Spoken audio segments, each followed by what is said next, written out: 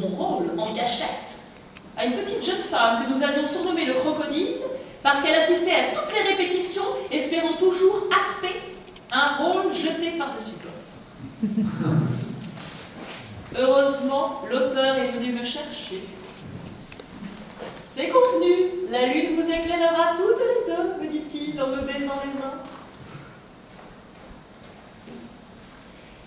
Quelques mois plus tard, Perrin me propose de jouer Phèdre au pied levé. Je mourrais de peur. Alors, j'ai dit mes angoisses à Régnier, mon ancien professeur. Mais non, ma cocotte. Mais il ne faut pas avoir peur. Je vois très bien ce que vous allez faire de ce rôle. Il ne faut simplement pas forcer sur votre voix. Mais pousser le rôle vers la douleur et non vers la fureur. Tout le monde y gagnera, même Racine. Oh, fais-toi travailler Phèdre et j'aurai moins peur. Il me regarde un peu surpris, car je suis d'habitude pas du tout accessible au conseil. Et finit par accepter. Phèdre est annoncé pour le 21 décembre 1874 avec pour la première fois dans le rôle-titre Mademoiselle Sarah Bernard. Le soir, on refuse plus de 200 personnes. Quand on vient me l'apprendre, je me mets à trembler. J'ai le trac. Pas celui qui bloque, mais celui qui affole. C'est préférable. On en fait trop, mais on en fait quelque chose. À mon arrivée sur scène, tout le monde m'applaudit. Et là, je me disais, je vais vous donner ma vie, mon sang, mon âme.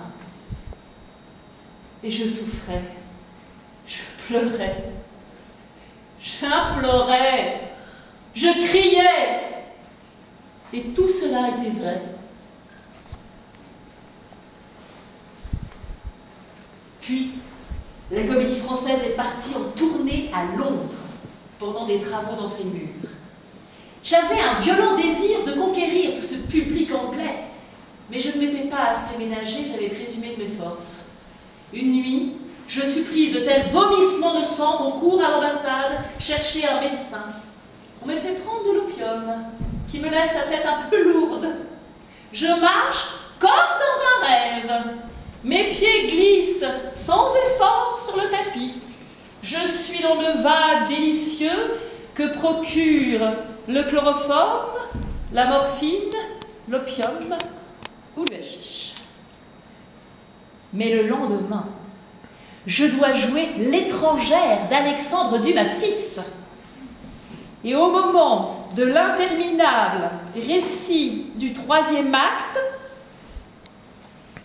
j'ai un trou. Croisette me souffle, je vois ses lèvres remuer, mais je n'entends rien. Alors, je lui dis tranquillement, « Si je vous ai fait venir, madame, c'était pour vous instruire des raisons qui m'ont fait agir. J'ai bien réfléchi, je ne vous les dirai pas aujourd'hui. » Croisette me regarde, terrifiée.